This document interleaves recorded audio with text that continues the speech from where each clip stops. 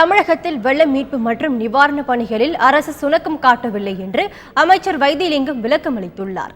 பாதிக்கப்பட்ட மக்களுக்கு உணவுப் பொருட்கள் விநியோகம் உட்பட பல்வேறு நடவடிக்கைகள் விரைவாக எடுக்கப்பட்டு வருவதாகவும் அவர் கூறியுள்ளார்.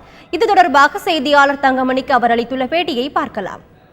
சென்னையில் வெள்ள நிவாரணங்கள் எந்த அளவுக்கு நடைபெற்று வருகிறது, மீட்பு பணிகள் எந்த அளவுக்கு முடிந்திருக்கிறது, தற்போது நிலைமை எந்த அளவுக்கு இருக்கிறது என்பது குறித்து தமிழகத்தின் வீட்டு வசதித்துறை அமைச்சர் வைத்திலிங்கம் அவர்கள் நம்மிடையே இருக்கிறார். அவரிடம் பேசலாம். ஒரு சில இடங்களில் நிவாரணப் பொருட்கள் போய் சேரலை அப்படின்னு சொல்லி பொதுமக்கள் குற்றம் சாட்டுறாங்களே, எந்த இடம் என்று நீங்கள் குறிப்பிட்டு சொன்னால் நாங்கள் உண்மையை சொல்ல தயாராக இருக்கிறோம். எல்லா இடத்திலும் நிவாரணப் பொருட்கள் போய் சேர்க்கப்பட்டிருக்கிறது. தனியார் அமைப்புகள் தான் பெரிய அளவில் இந்த உதவிகளை செய்யுது. அரசு தமிழக அரசு மிக தாமதமாக தான் இந்த நடவடிக்கைகள் எடுத்திருக்குன்னு பொதுவாகவே பொதுமக்கள் குற்றம் சாட்டுறாங்களே. எது தனியார் நிறுவனங்கள்னா என்ன சொல்றீங்க?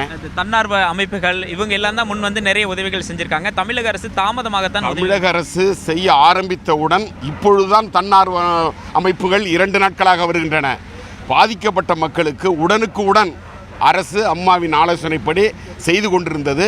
மழை நின்று தண்ணீரெல்லாம் வடிந்த பிறகு, போக்குவரத்து சீர் செய்த பிறகுதான் தன்னார்வ தொண்டு நிறுவனங்களே இங்கு நுழைய முடிந்தது.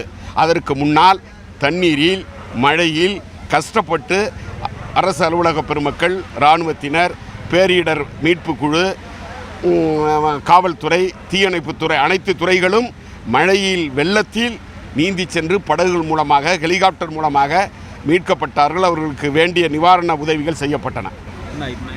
தமிழக அரசை பொறுத்தவரைக்கும் இதில் மெத்தன போக்கோடு தான் செயல்படுது அப்படின்னு சொல்லி கருணாநிதி கூட அறிக்கை விட்டிருக்காங்க. அதாவது அவர் எதிர்க்கட்சி தலைவர் அல்ல, எதிரி கட்சி தலைவராக அவர் செயல்பட்டு கொண்டிருக்கிறார். ஆனால் யாராவது மெத்தன போக்காக செயல்படுவார்களா? தமிழ் மக்களை தன் மக்களாக நினைத்து செயல்படுகின்ற ஒரு அபூர்வமான முதல்வர் என்பதை நீங்கள் உணர வேண்டும்.